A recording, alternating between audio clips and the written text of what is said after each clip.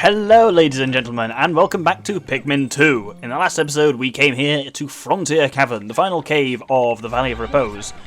This episode, well, we've got a lot going on in this particular part of the cavern, and ooh, hello Violet Candy Pot Bud, that's not always there, and is particularly good that it is.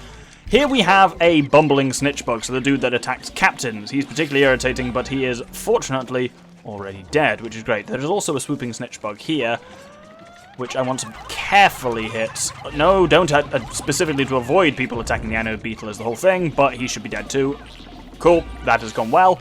So, with the candy pot bud, I'm gonna split my Pikmin a bit first, just to make sure we're very careful with this. You guys go and get that corpse back. How much are those worth? Actually, 4 quid is okay. 4 quid is insignificant, but also if you get like 10 batches of 4 quid, that's 40 quid, and that's better than a significant number of treasures. So bringing back monsters is kind of worth it in the long run. It's just it never seems like much at the time. I want to take with me specifically here. I want to leave the yellows for now. I want to take, nope, not you guys. I want to take just Bulbmin. So 10 Bulbmin, brilliant.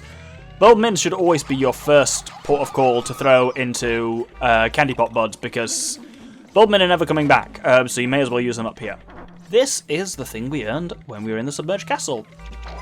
The Pluckerphone! Very handy.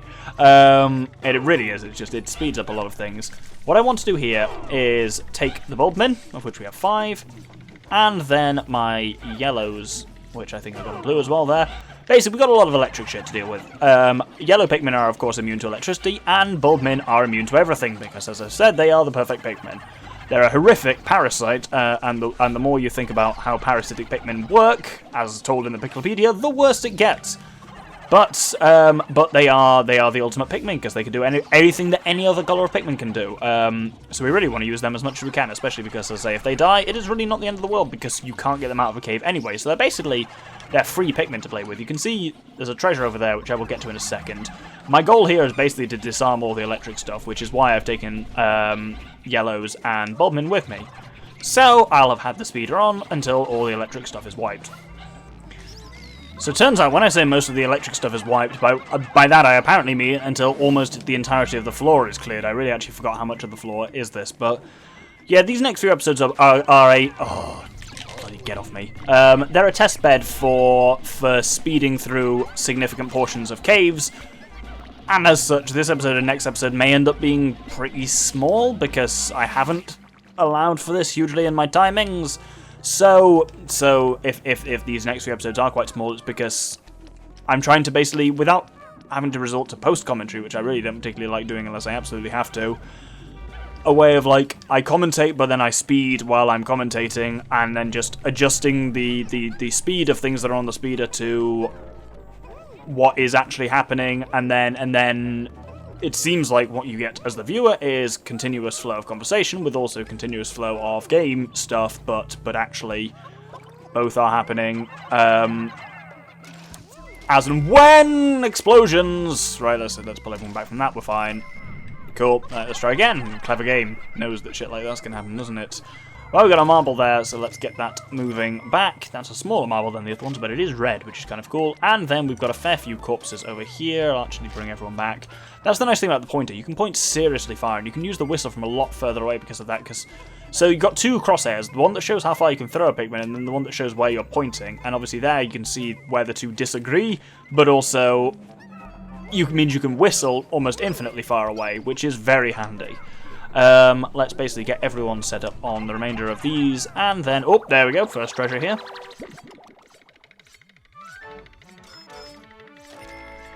So this nice red marble for 85 quid is the Omniscient Sphere.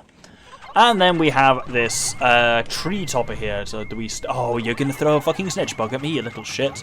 And you're gonna apparently make him immune to me throw... okay, I was gonna say he's not actually immune to me throwing Pikmin in, but I just can't aim for shit, apparently.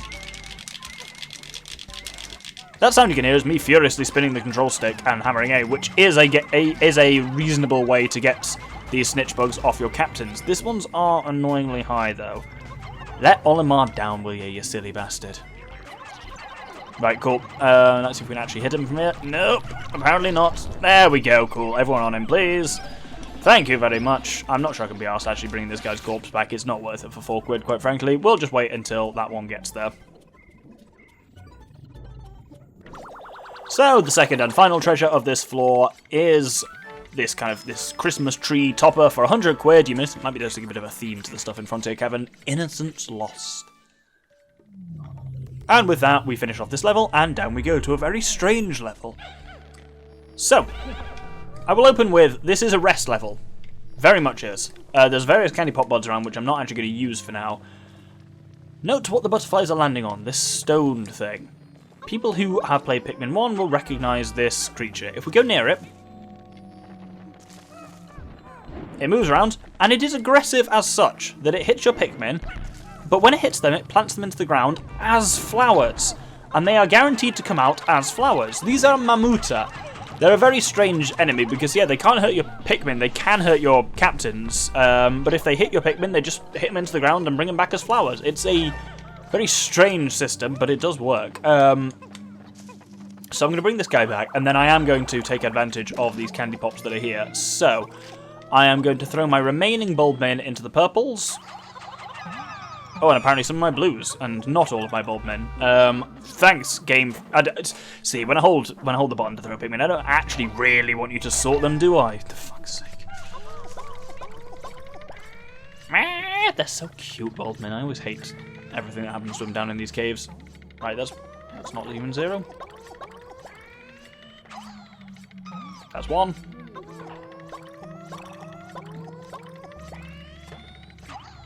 I always used to think when I was a kid, I used to freak out on candy pop buds because I thought like you had to throw your Pikmin into them like as quickly as possible, and that limited what you actually got from them. It was only much later that I realised, yeah, that they just have a defined output. Doesn't matter how much or how fast you put the Pikmin into it, they'll always just get the set amount out. There's a blue one there, a lapis lazuli candy pop bud, but I can't be arsed with that. That's basically just because there are some blue-based enemies around here, specifically these Munge Dweevils that we've not seen before. As you can imagine, based on other Dweevils, these guys will drown your Pikmin occasionally, though they'll attempt to. There are a fair few Spectralids of exciting colours around here, and I'm killing a couple of them with my throws, and I think I got one because there was a red unmarked Spectralid, which has dropped a free fart, which is great. And that's 2 Mamutas down, but I'm kind of keeping the third one alive for very specific reasons. Here I'm going to try and take on these Munge Dweevils relatively quickly. I don't want them to get all drowny on me. Well, they're bringing that one back, which I don't hugely want. Ooh, they must have got a blue Spectralid up there, because there's... Oh, was that just an egg that had a bit of burp in it? Still great. 6 Ultra Bitter Sprays is very good. Now, I want to utilise this final Mamuta. I want to also try and hit the blue Spectralid out of the air, but occasionally that won't happen. As I say, once you start throwing shit at them, the Spectralids do fuck off. What I want to do is utilise this last Mamuta to flower my Pikmin.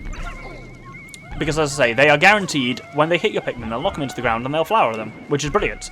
Because that's the opposite of what normally happens. So I actually want him to hit specifically my purples to flower them all up, which would be great. If you're watching the treasureometer, you will notice it's reacting. This Mammut has a treasure in it, and it has a particularly bizarre treasure for a especially non-combative enemy to hold. Come on, can you hit this final red, please? Thank you! Much appreciated. So, we pluck them all. This is where the Pluckaphone is deeply helpful. Though he has buried many of them again. You can just, yeah. Enemies that pluck... Oh, I think several of them got deflowered by that fight. Yeah, enemies that deflower you are now that plant your Pikmin are far less irritating now you have access to the Pluckaphone. But...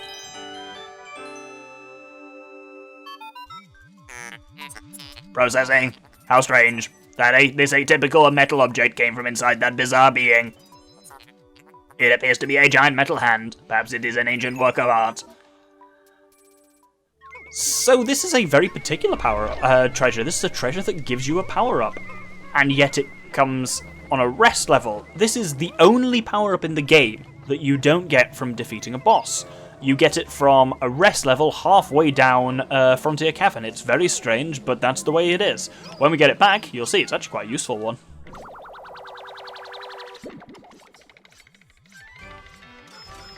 So in its own right, it's worth 100 quid, which is great. This is the Brute's Knuckles. This object seems to replicate a humanoid fist. A glove much like it once lay in my junk hold. And yet here is that very glove. I have found the missing rocket fist in my junk hold. Press A 3 times to launch it. 1, 2, punch! So, what this does is massively upgrades Olimar and the President's melee attack. If I zoom in, you'll see. Now that third one, you go womp womp, and then you go boing, and you do like a really fast fist like that.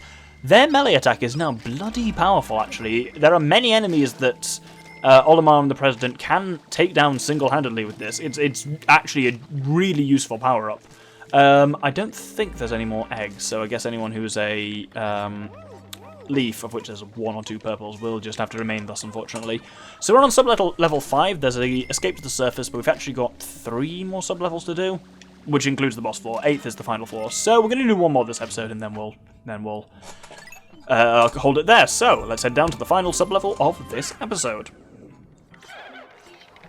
So this is another level. Oh, you're going to start me here? Really? I was going to say there's another level where we can take advantage of several of the traits of decorated cannon beetles, but the game is not going to give us that. Oh, shit ass! Oh, it followed me! Oh, God, that was bad. Fucking hell. Oh, no. Oh, we've had a shocker here. Shit bags. We've lost a lot of Pikmin there, lads. Oh, I really didn't think that shot was going to follow me. Alright, let's ask the fucking $1 million question. How many purples did we lose? Down to 15. Fuck. Of the 25 we took in, including the 5 we got from that last level, we are down to 15. No, we're not even down to 15. That was including a couple of whites that went by accident. What are we on? 11. Fucking hell. Oh. God, that is bad. We have had a bad one here.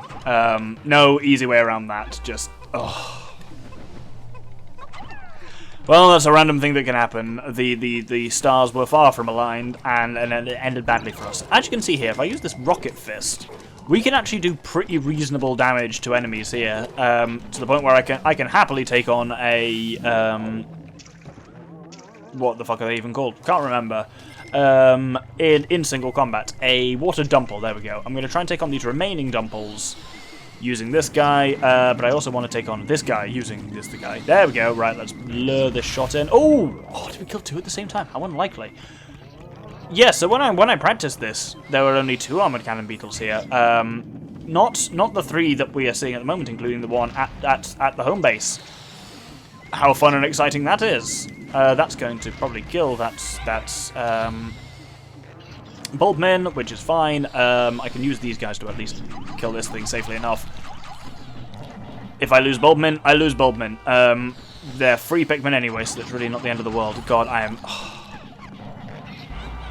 I'm irritated by just how much I lost to that initial one there. And it was so many of my purples. Right, I'm definitely going to have to spend an episode. I'll use it as a chance to get some, I suppose I'll do some reading, possibly the sales pitch or something like that, but I'm definitely now going to have to spend a significant amount of my time grinding purple Pikmin. There's a very specific way of doing it, which I will show off, I suppose. Cool, let's kill this guy off camera, or at least on speeder. So there's obviously this pool of water here, which really limits how many of what types of Pikmin are actually useful in this level. To be honest, blues are the only Pikmin that are useful here. Blues and any Bulbmin you've got, which is a few here. Between these guys, we've got 17, and that's hopefully enough to move the. Oh. Okay, cool. Turns out Bulbmin are not the super Pikmin. They don't have every ability that other Pikmin do. They do not have the life-saving ability of blue Pikmin. That is apparently restricted to blue Pikmin themselves. But the important thing is now we know that. Now, we've got 2 treasures here, which I believe each one of these probably takes 10 to carry, doesn't it? Yep, cool. So I'm going to have to do this in 2 batches anyway. So, speeder on, please. So, the first of these, the queen. Is that a queen? I didn't quite see it. Yeah, that's a queen. So, for 80 quid, this is the Priceless statue.